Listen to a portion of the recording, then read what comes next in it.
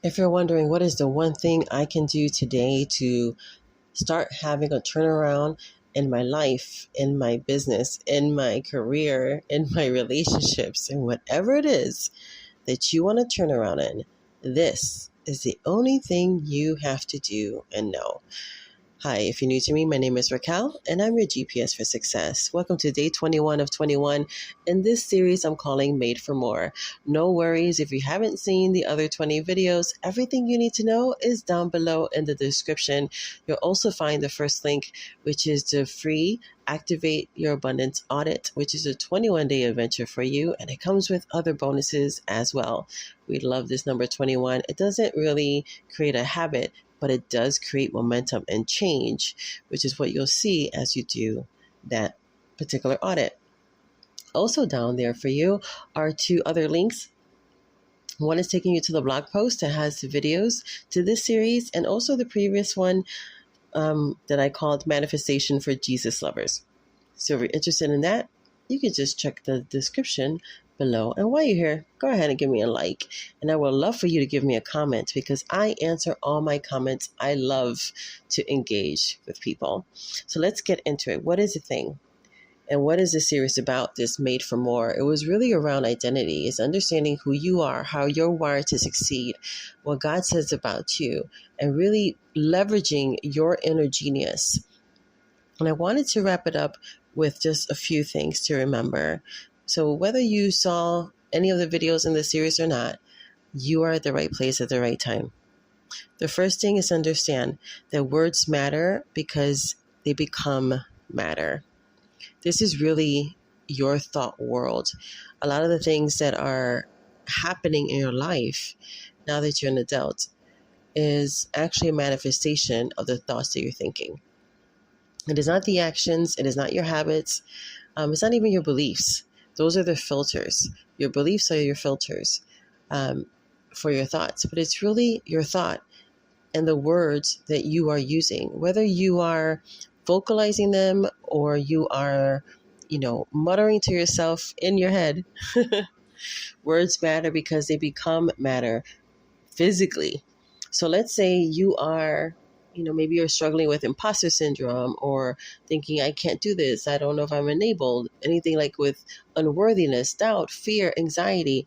All of that is just a story, right? Story, what's a story? A story is just a bunch of words that you believe. It could be like entertainment. So maybe you don't really believe it, but you know about it. But let's just say it's a story that you believe for the sake of this context. And so these words that you are using and you are believing, when you are believing them, they are physically creating grooves in that beautiful brain of yours. And that beautiful brain is just serving those stories back to you when something happens. So the way it works and the way you are wired to succeed is that when a circumstance pops off, most of the time it's just neutral. Not all the time, because, something terrible can happen. And let's say, somebody gets SA'd or unalived, that's not a good circumstance. That's not neutral to you. But for the most part, it's neutral. And when that happens, you have a belief system. And so when you hear about it or you experience it, through the belief system, you take a thought about that. That thought, as you continue to hold on to it, creates more thoughts. This is happening very, very fast, nanoseconds. And then it creates your emotions, and your emotions drive your actions or non-actions, unless you activate your will to stop it. But let's say you're not stopping it with your will, you're just allowing the cycle to run the way it's generated to run.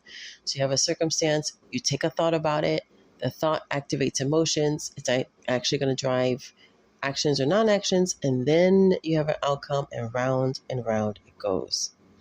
But when you are saying words that are contrary to who you really are, which is what this identity series has been about. So you're saying that you are not capable, you're not smart, you don't have what it takes, whatever those negative things are. Neuroscience, I remember reading or hearing Dr. Caroline Leaf talk about this, and she is a neuroscientist. And she said, when we say those things, we are actually causing physical damage to your brain. So if you don't remember anything, if you don't want to cause brain damage to yourself, hurt your own brain, stop saying negative things about yourself. Point blank, period. And if you can hurt yourself, you're hurting yourself when you say these things to yourself. You can heal that beautiful brain by doing the opposite. You see, the brain takes direction from the voice of your mind. Again, the voice, the story, the words of your mind. And when things come up, it is just serving you, because the brain is miraculous. But it is also lazy because it's doing so many things. So we talked about this. Let me give you some nerdy numbers. Per second, it is receiving 11 million bits of data per second. That means by the end of 24 hours, it has received and trying to process billions of bits. Consciously, you are only catching 40 bits of data per second, which means at the end of 24 hours, it's about 5,400 bits of data. So while you think that you are not impacted by what you see or what you hear, that's not true. Because the way you're wired to succeed and the way your body and your brain works is that consciously, you're only catching 40 bits per second. But what actually processed was 11 million. You are not exempt. You're beautifully and wonderfully made, yes, but you are not exempt from the process. This is why we need to be mindful to guard what's coming in through our eye gate and ear gate, because it does influence our belief system. It influences how your brain is going to process data. The way you end up having a belief system is either having an emotional event or repetition or through meditating on it. And we are created to meditate. We've talked about in this series of different forms of meditation. I take it from Joshua 1:8. God tells us to meditate on the word of God day and night so we will be successful. But we do that already. Meditation is the way we succeed. The word meditation there is the word haga. I might be saying it wrong. And it's very dynamic. It means to mutter to yourself. Hello, verbal processors and those who verbally process in your head. It means to imagine. So hello, all hyper creatives, ADD, ADHD, daydreamers. See? Right? Those who are critical thinkers, you're muttering to yourself. You're meditating. And if meditation on the good brings you success, then because this is a divine truth, the opposite is also true, which means that when you are meditating, muttering to yourself, imagining, daydreaming, thinking about scenarios that haven't even happened, which is why you get anxiety. You're imagining scenarios that haven't even happened, and really, when you think about it, nearly everything that you have imagined that gave you anxiety has actually not happened and never came to pass. That is the same. The meditation is bringing you success, or it's bringing you failure. Why? Because your brain is not trying to keep you safe. You've heard that, but that's not true. It's keeping you contained. And it's keeping you contained based off of what you believe. So what happens? You're like, well, sometimes things happen and sometimes they don't. Sometimes I get a breakthrough and sometimes they don't. I can make money, but I can't hold on to it. Why? Because you can have two opposing belief systems happening at the same time. And depending on which one at the time has more fuel, has more emotion, has more feelings to it, that's the one that's going to give your brain the indicator of where you're going. Again, your brain is taking direction from the voice of your mind, and so is your heart. We're told in a good book, right, to guard our heart with all diligence, because out of it are the issues, the boundaries, the limitations of your life. How does it get in there? Through the voice of your mind. Words matter because they become matter. You are only one embodied thought away from whatever it is that you want. You're already doing this by default. Now you get to do it by design, understanding that, wait, it is the thoughts that I'm thinking that's actually causing my outcomes? Yes, because your brain is this thing about like the law of attraction. It's really the law of magnetism. Your brain is pulling you toward your most predominant belief system in that moment. And it's looking at how do you feel about yourself and how do you see yourself in that moment. And then it starts to pull you that way. That's what your brain does. It's your partner. It's keeping you contained within the confines of your belief systems, which is coming in and being influenced by your eye gate and your ear gate. And that's coming through the voice of your mind. Every time you like something, comment on something, watch something, hear something, it's influencing you. Somebody else's story, their thought world is being released. It's being transmitted like a television, right? Television, someone is telling their vision and you are tuning in. People want to talk about frequency and alignment. We do that stuff all the time. We merge with our environment. That's why sometimes you have to get out of the environments you're in because you are merging with them. That's the way we're designed. Neuroscience says that. I remember Caroline Leaf saying that we merge with our environment. I'm like, oh, this is why, there's that saying about you become like the average of the 5 people you hang out with. It's because that's how we're wired to succeed or fail. We are wired to be interdependent. We are wired to be in community. What are the environments you're in? Are they empowering?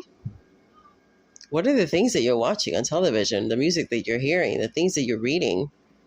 I know people are like, I never watch television, but you know what? They read just as much garbage as the people who watch television. It's always so funny to me because they always come off as though, and if this is you, boo-boo, just look at your reading list. As though they're superior because they don't have a television. But then I ask them about what they love to read, and it's not any better than the television that other people watch. It's not superior. Be mindful of what you criticize too. Because maybe that's, you might criticize somebody's McDonald's, but what are you eating through your eye gate or your ear gate? Because you're eating your words all the time. Death and life are in the power of your tongue, and you're going to eat the fruit thereof. Your tongue, that voice, the voice of your mind, you are constantly activating death and life cycles. You get to decide which way you're going to go. You get to decide that. So what are you going to do now that you know? It is in your control. Isn't that good news? Isn't that good news? That you are just one embodied thought away from what you want. That you actually have control.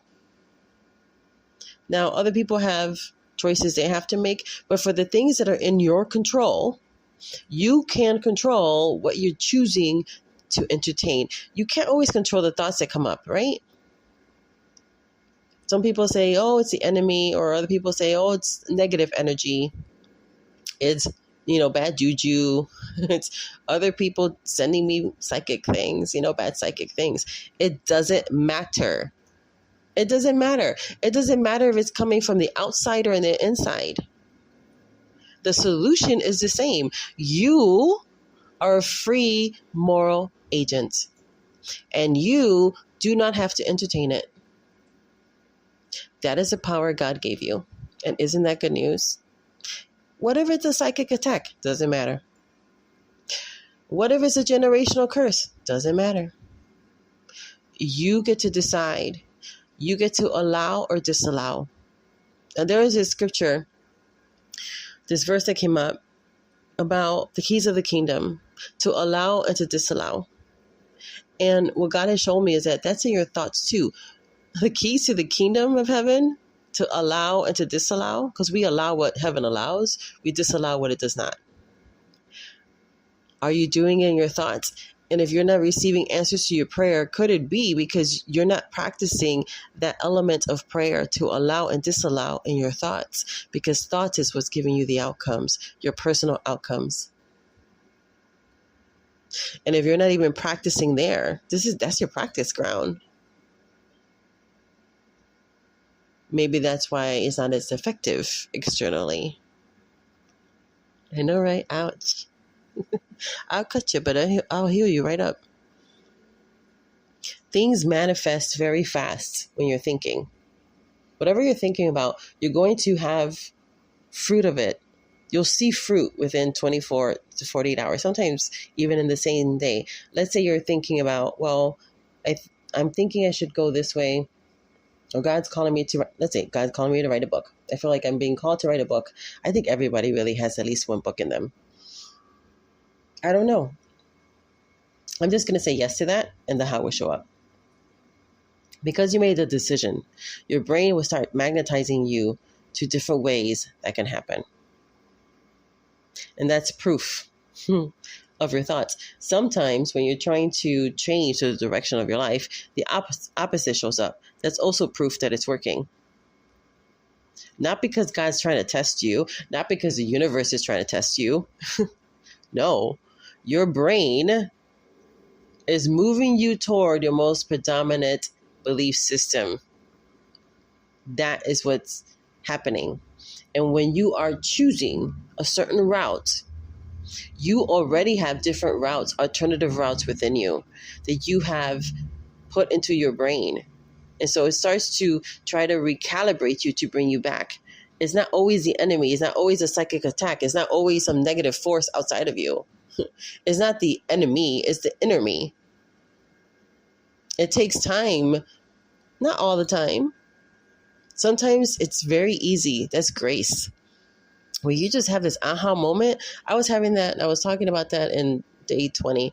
And I was having a conversation with a client in the voice note coaching. So in the society, which is my membership, one of the things that I love to do, oh my gosh, I really love this aspect, is that people can send me a text or a voice note, and then I do coaching through that. So they get an answer within a day or so from me, because life doesn't wait, and we don't always have time to get on someone's calendar. We have an idea, or going through something, and we just want to get with the coach and get some help.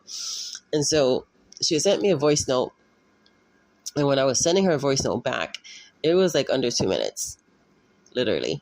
And she's like, wow, people were telling me this for years, and the way you said it clicked. Why? Because it was a story that she was believing, but because she was at the right place at the right time. And she asked a question, and then God gave me the words. As I was speaking, the words were flooding in a way that she needed to receive them because she was open, right? What was happening? Her belief system was open, like, I want an answer. I don't know where to get the answer. She had the idea. Ask Raquel. That idea, she was vulnerable.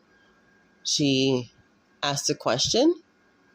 And then, because she had access to the coaching, that was able to give her the answer that came to me. And she said, people have been telling me this for years. It now clicked. It clicked when you spoke. That's how easy it can be to change your story. That's just one example. You've probably had that, right? You've seen a movie or heard a song or, saw something on a post, read a book, heard a sermon, something, and it just, that. So can it happen? Yes, that's grace. But grace is also when it takes you through the process. And this is why 21 days is great, because 21 days creates the momentum. So after like 7 days, things start to physically change on your brain. After 21 days of focusing on something, it starts to go into long-term memory. So why do you want that? Because then that's where your brain is like, oh, wait, we've been sticking to this for 21 days. This is now a long-term memory. Now we're going to start bringing you solutions or thoughts from the long-term memory there, because it's really looking for the last 60 to 90 days. You can, like I said, right, it can happen in a moment like that, like it did with my client. You can take 21 days, which is why I also gave you the audit, because it helps you, right, to create the grooves in your physical brain. So when the things come up, now your brain will offer you new solutions and new thoughts, because it's taking it from your long-term memory. Sometimes you need more than one 21-day cycle. For many people, they need at least 62 days. But sometimes when you hear 62 days and 90 days starts to create a lifestyle, like that's too many days. But anybody can do anything for 21 days, right? You can do anything for 21 days. It's just a story you believe. And when you start to believe a different story, right? The story is the belief system. When you start to believe the different story, because now you've embodied the new thought, you are one thought away.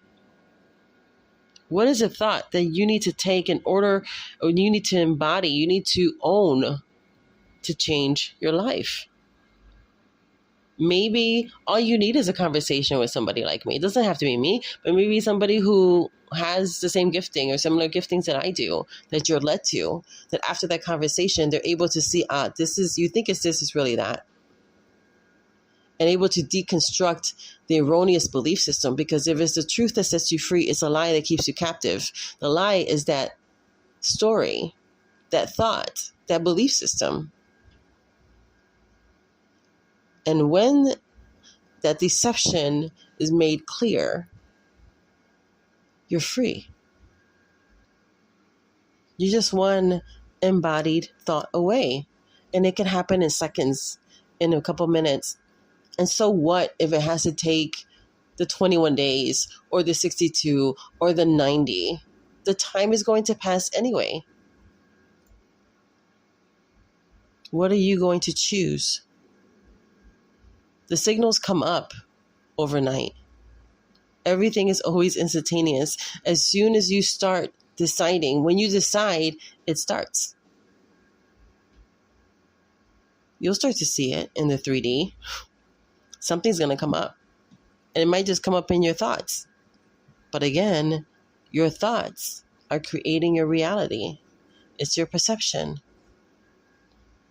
What are you going to affirm? What are you going to allow or disallow? Will you use the keys of the kingdom?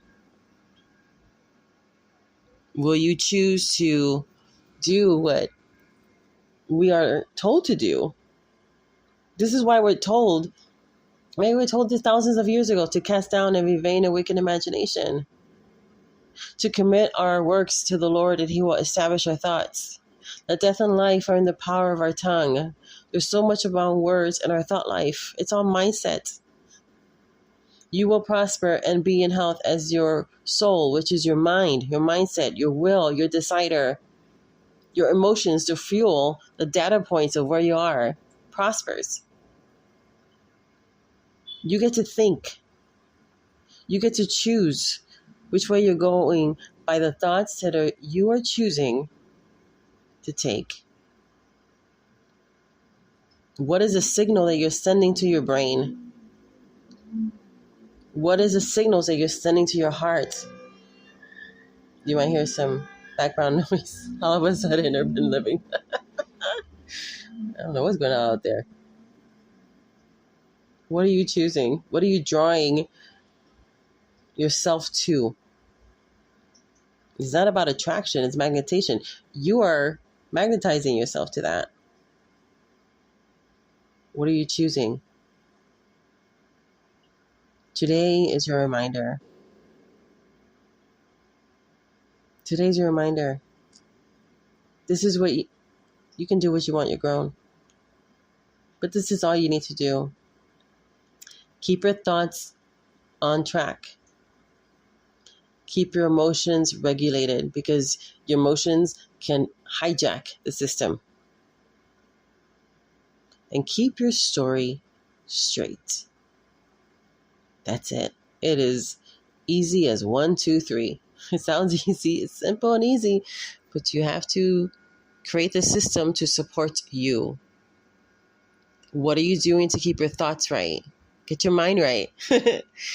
What are you doing? What are the systems in place that you have put? Especially, it's fine when you're feeling good, but what are the systems when you're not feeling good? This is why I offer the coaching, because I recognize I have all these tools, thousands of dollars worth of tools.